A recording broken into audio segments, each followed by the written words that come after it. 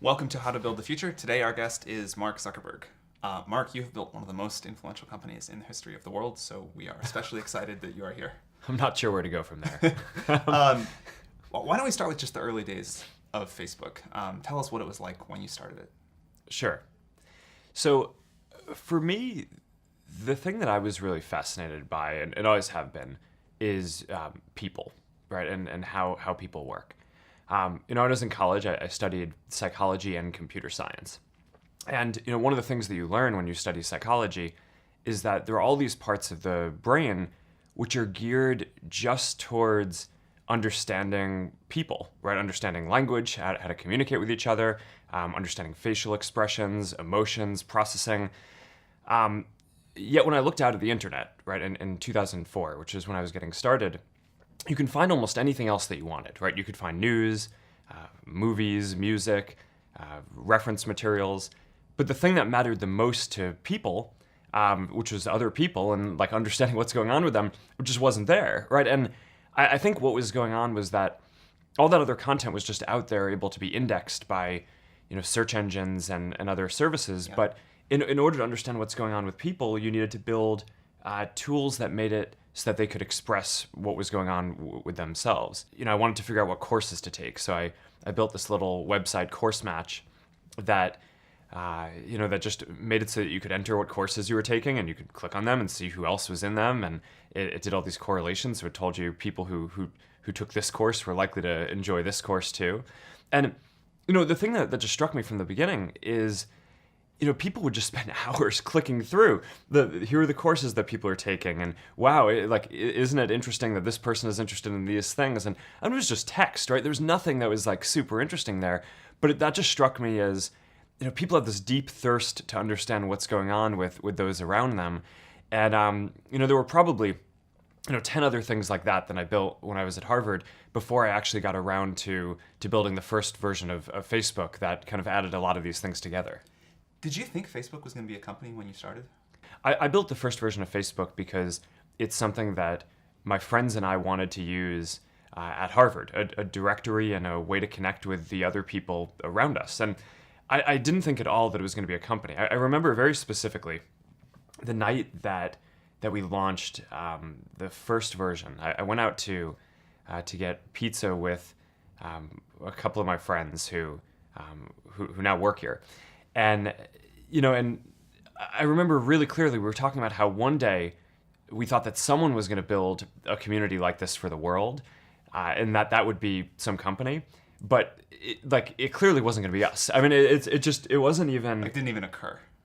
Yeah, no, I mean, it wasn't even an option that we considered that it might be us. I mean, we just weren't focused on building a company back then. We were just building something that we thought would be useful at our school. So as you look back, is there something that made Facebook different from the other projects that you had built that allowed it to turn into the company it is today?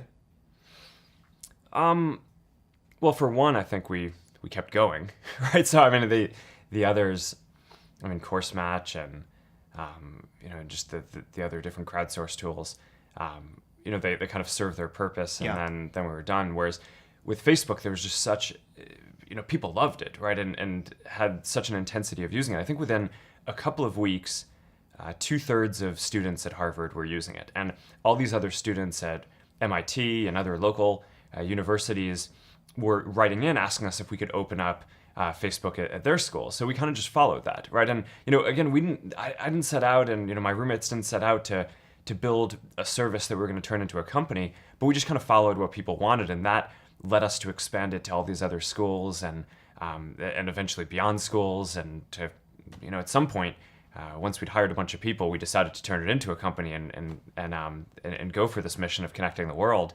But that's not where we started. As you think about where you did start, is there other advice that comes to mind that you give to other people that want to build products that you can take away from the early days of Facebook? Yeah, I always think that you should start with the problem that you're trying to solve in the world and not start with deciding that you want to build a company, right? I mean, the best companies that get built are things that are trying to drive some kind of social change, even if it's just local in one place.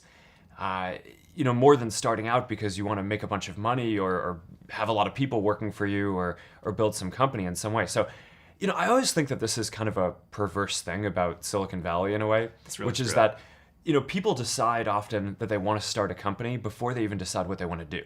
And that just feels really backwards to me. And, for anyone who's had the experience of actually building a company, you know that you go through some really hard things along the way. And I think part of what gets you through that is believing in what you're doing and knowing that what you're doing is really delivering a lot of value for people. And that's, I think, how the best companies end up getting made. I want to talk for a second about low points, because I think people never appreciate how bad they really are. And I think it's always Yeah. reassuring to hear that even Mark Zuckerberg went through some serious low points and came out okay. So can you tell us about some of the hardest parts in the early history of Facebook? Yeah, I think one of the hardest parts for me was actually when Yahoo offered to buy the company for a lot of money. Because up until that point, that was this turning point in the company where before that every day we'd just come in and kind of do what we thought was the right next thing to do, right? We'd open to more schools. We opened to high school Yeah. and opened beyond schools and, launched more photos because that's what seemed like the next thing that we needed to do to help people express themselves and understand more what was going on around them. But then, Yahoo came in with this really meaningful offer, right? I mean, $1 billion for. And this was how far into the company? I was a couple of years in, Okay. right? And we had 10 million people using the product at the time, right? So it wasn't as if it were obvious that we were going to succeed far beyond that. And that was the first point where we really had to look at the future and say, wow, is what we're going to build going to actually be so much more meaningful for this? And, that caused a lot of interesting conversations in the company and with our investors. And, at the end of that, Dustin and I just decided, no, we think that we can actually go connect more than just the 10 million people who are in schools. We can go beyond that and have this really be a successful thing. And we decided to go for it. But that was really stressful because a lot of people really thought that we should sell the company. And for a lot of folks who joined a startup, I feel like at that point I hadn't been very good about communicating that we were trying to go for this mission. Yeah. We just showed up every day and, Yeah. and just kind of did what we thought was the right next thing to do. So for a lot of the folks who joined early on, they weren't really aligned with me, right? For them, they joined and, being able to sell a company for $1 billion after a couple of years that was like a home run, right? And it is a home run, right? Totally. And that's, I think that's, I get that. But, that I think that the fact that I didn't communicate very well about what we were trying to do caused this huge tension. And the part that was painful wasn't turning down the offer. It was the fact that after that, huge amounts of the company quit because they didn't believe in what we were doing. Right? I mean, if you look at the management team that we had, Did that whole management team leave? the whole management team was gone within about a year after that. Did you ever regret that decision in that period? Like, were there times where you were like, well, we should have sold? I got really lucky because, not only did what I believed in end up working out, but it ended up working out pretty quickly, right? So it literally, Yeah. I think this was in the summer of 2006, and by, I think the next month after that, we launched Newsfeed, right? Which now 10 years later, looking back at it, is, one of the most used products in the world. And then we launched the ability for anyone to sign up, which immediately started growing the community. So within a few months after turning down the offer, I think it was actually pretty clear that it was the right decision. But I think since then there have been much harder decisions Yeah. that we've had to make. Where sometimes you have to bet on something and either bet the direction of the company or bet billions of dollars on something, and it's not going to be clear whether you're right for 5 or 10 years. And that I think actually can end up being much harder than this That's one. what I want to talk about next. But before we go there, have you ever thought about selling the company again since? No, after that point, I was just yeah, got that out of the way. We're going to Yeah. hire people that want to be here for a long time. And yeah. cool. Yes, so I want to talk about one of the most common questions we get from people building products is how to decide what to build, how to figure out when to bet the company, how to do something totally new. Yeah. And I think one thing that Facebook has done incredibly well is figure out what to build and build this repeated innovation culture, which I think is like the hardest thing to do in business. So How have you done that, and how do you advise other people to do the same? I think the key is building a company which is focused on learning as quickly as possible. Right? Companies are learning organisms, and you can make decisions that either make it so that you learn faster or you learn slower. And in a lot of ways, building a company is like following the scientific method, right? You try a bunch of different hypotheses, and if you set up the experiments well, then you kind of learn what to do. And I think that's an important philosophy. So there are all these different decisions that we make inside the company, everything down to really empowering individual engineers. We invest in this huge testing framework, right? At any given point in time, there's not just one version of Facebook running in the world, right? There's probably tens of thousands of versions running, because engineers here have the power to try out an idea and ship it to maybe 10,000 people or 100,000 people, and then they get a readout on how that version of what they did, whether it was a change to show better content in newsfeed or UI change or some new feature, they get a readout on how that version performed compared to the baseline version of Facebook that we have on everything that we care about, how connected people are, how much people are sharing and how much they say that they're finding meaningful content, business metrics like how much revenue we make and engagement of the overall community. And by running tens of thousands of different experiments and putting the power in people's hands to try all these different things, you can imagine we just make so much more progress than we could if every change had to be approved by me, right? Or every idea had to come from management. So I do think that there's something very deep about building this, learning culture and moving quickly towards that just helps you get ahead over time. What about the bigger bets, like making a large acquisition or the rollout of newsfeed or something like that? How do those decisions work? So I actually think when you do stuff well, you shouldn't have to do big crazy things, right? So you want to actually evolve in a way where you're working with your community and making steps and learning. So take newsfeed, for example. That was a relatively big shift, but it actually had been a couple of years in the making by watching how people were using the service, right? So when we started off, we didn't have anything like newsfeed that showed you updates from what people were sharing. We just had profiles. And what we found were, originally one of the big behaviors was people would just click around, right? They'd click on different profiles, hundreds of them, and they'd go through all their friends to see what people had changed, right? To see what the update was in their friend's day. And we learned from that people were not just interested in looking up and learning about a person, but also understanding the day-to-day changes. So, first we made this product that just showed in order which of your friends had updated their profile, right? So that at least told you whose profile to click on. And then, the first version of Newsfeed was really simple. All it did was it basically took the content that people were posting and put it in order on your homepage. So I think when things are working well, you use data and you use the qualitative feedback that you're getting from listening to how your community is using your product to tell you what problems to go solve. And then you basically use intuition to figure out what the solutions to those problems might be. And then you test those hypotheses by rolling them out and getting more data and feedback on that. And then that gives you a sense of where to go.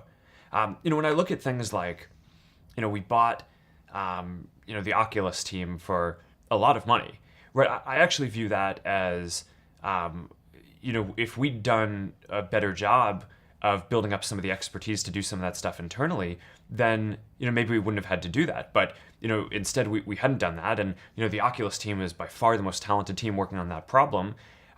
So it just made sense to go make this big move. But I actually kind of think as CEO, it's your job to not get into a position where you need to be doing these crazy things, right? And, yes. Of course it's inevitable, over the period of doing stuff, you can't be ahead of everything. So it's better to make big moves and be willing to do that than, have pride and not do that and never admit that you could have done something better in the past. But I think when stuff is working well, you're learning incrementally and growing that way.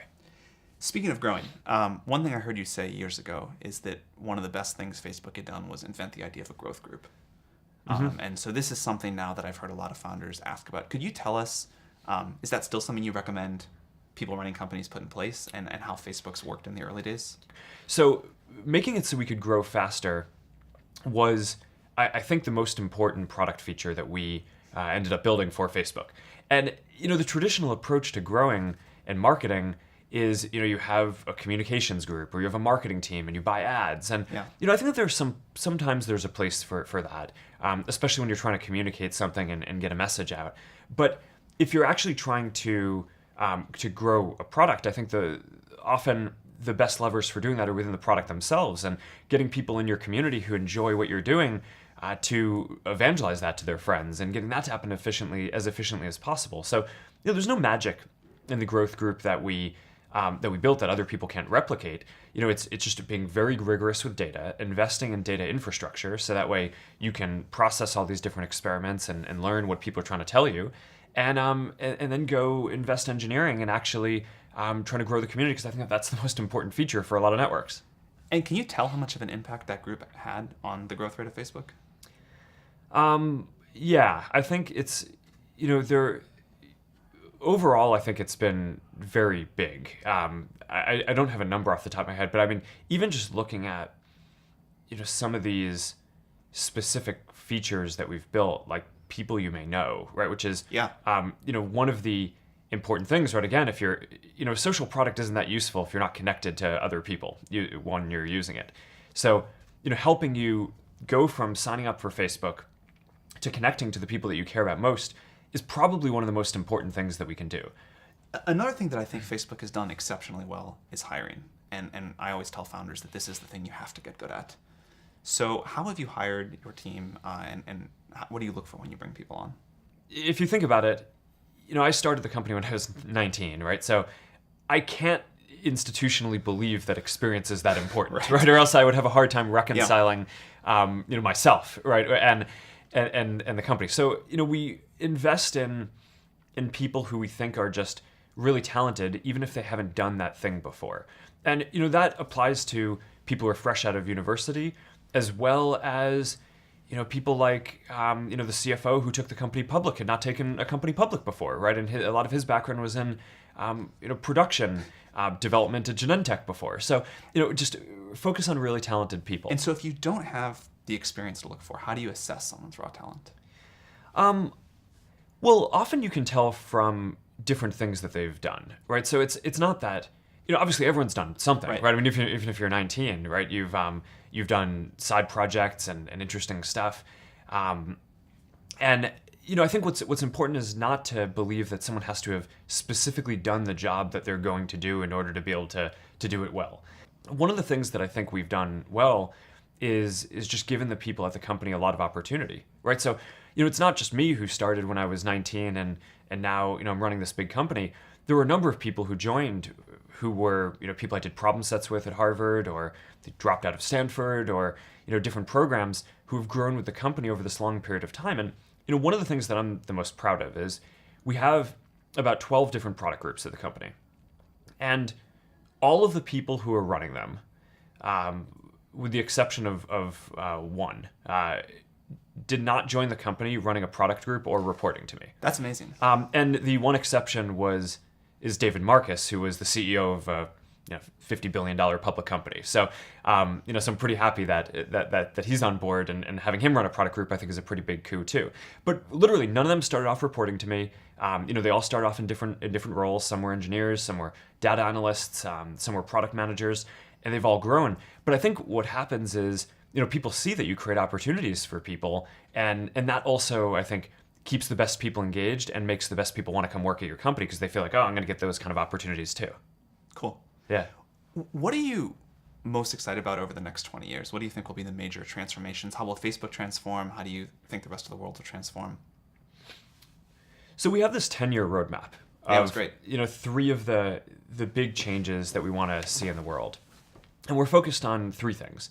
Connectivity, right? So getting everyone in the world on the internet. Right now, more than half the world is not on the internet, which is, I think a lot of people in Silicon Valley probably take this for granted, right? The internet, because it just is not uniformly available. And if we want to solve a lot of the big challenges of the world today, they're not problems that any one group of people or even one country can solve, right? They really involve coming together and giving everyone an opportunity to participate in solving them. So I think connecting everyone is really a key thing, which is going to be great for people around the world. The next one is AI. I think that's just going to unlock so much potential in so many different domains. And we use it at Facebook for a lot of different things, for showing people content that they're going to find more meaningful, for making sure that you connect with the people you actually care about on the service. But in a lot of ways, the work that we're doing on AI to push the fundamental, state of the art forward is exactly the same stuff that's going into systems that diagnose diseases better, right? Or find better drugs to treat people, or that other companies are using when they build self-driving cars. And these are things that are going to save lives, right? I mean, if you can, I heard this story recently that at this conference where someone has built a machine learning application where you can take a picture of a lesion on someone's skin, and it can detect instantly whether it's skin cancer with the accuracy of the best dermatologists and doctors in the world. So, who doesn't want that, right? I mean, now, you're going to be able to put the power in your doctor's hand to become the best doctor in the world at that thing. Everyone will be the best doctor in the world.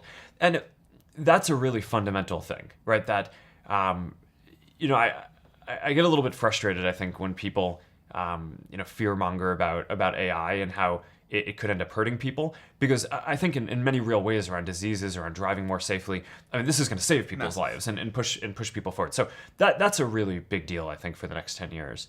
And then, the next thing that I always think is going to make a big difference is, every 10 or 15 years, there's a new major computing platform that comes around that allows people to do completely different things than they could do before, right? So, 20 years ago, most of us were using desktop computers. They were kind of clunky. We used them in work because it made our work more productive, but most people didn't use them for fun.